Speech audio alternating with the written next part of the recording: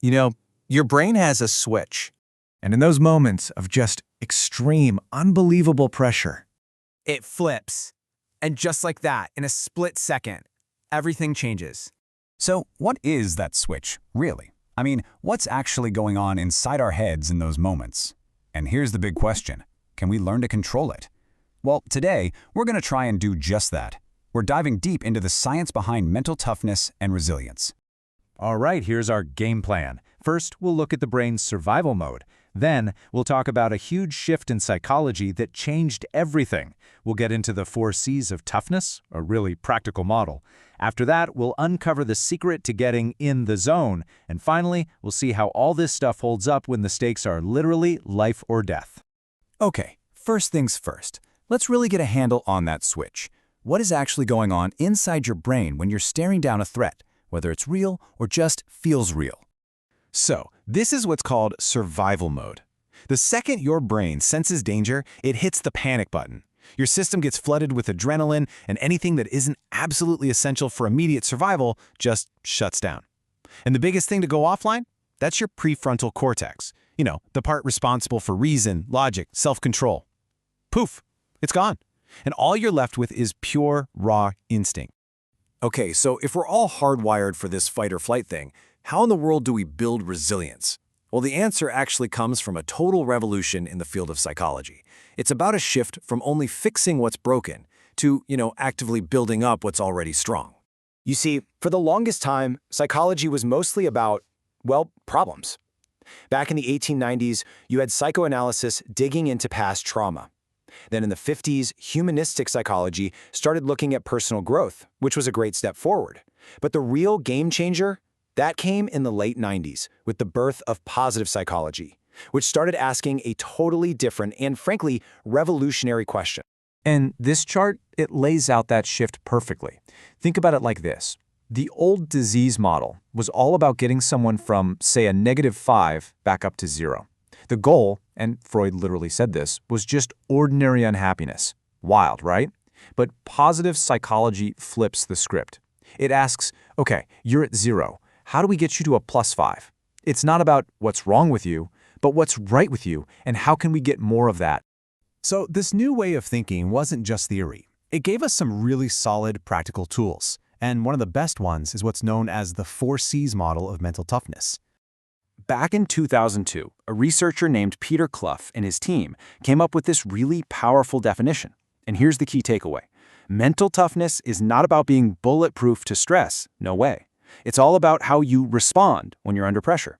You know that saying, it's not the load that breaks you, but the way you carry it? That's this, right here. And they broke it down into these 4 key parts, the 4 C's. First up is control. This is that feeling that you're the one steering the ship, that you're in charge of your own life. Next is commitment. That's basically grit, right? The drive to stick with something even when it gets hard. The third C is challenge. This is a huge one. It's about your mindset. Do you see a tough situation as a threat or as an opportunity to grow? And finally, there's confidence. That core belief in yourself that you can handle what comes your way. Put them all together, and that's your foundation for mental toughness. All right, so if the 4 C's are the foundation, what's the pinnacle? What's the absolute peak of performance? Well, that brings us to a really cool concept you've probably heard of, the flow state. So, this idea comes from the work of a psychologist named Mihaly Csikszentmihalyi. And yeah, I know, it's a mouthful. He's one of the godfathers of positive psychology. And he was fascinated by people like artists or musicians who would get so absorbed in what they were doing that they'd completely lose track of time. They'd forget to eat, forget to sleep. He called this state flow, or optimal experience. It's that feeling of being totally immersed, performing at your absolute best, and loving every second of it. And this model is basically a roadmap to finding that flow state. It's super simple, but so powerful. You got 2 things at play, the level of challenge you're facing and your own skill level. So, look, if the challenge is way too high for your skills, you're going to feel anxious. If both the challenge and your skills are low, you're just bored, right? Apathy. But that sweet spot, that top right corner, that's where the magic happens. When a really high challenge is perfectly matched by your high level of skill, that's when you hit flow. So let's take this out of the lab and into the real world. Where do you think these ideas, mental toughness, flow, get tested to their absolute breaking point limits? I want you to meet the tactical athlete. We're talking about military special forces, first responders, SWAT teams. For them, mental skills aren't just about, getting a promotion or winning a game. They're about survival, plain and simple. In their world, one decision made in a fraction of a second under incredible stress is literally the difference between life and death. For these pros, emotional intelligence is everything. It's the ability to control that flip-the-switch survival mode we talked about. It's being able to communicate with just a look to your teammate in the middle of chaos.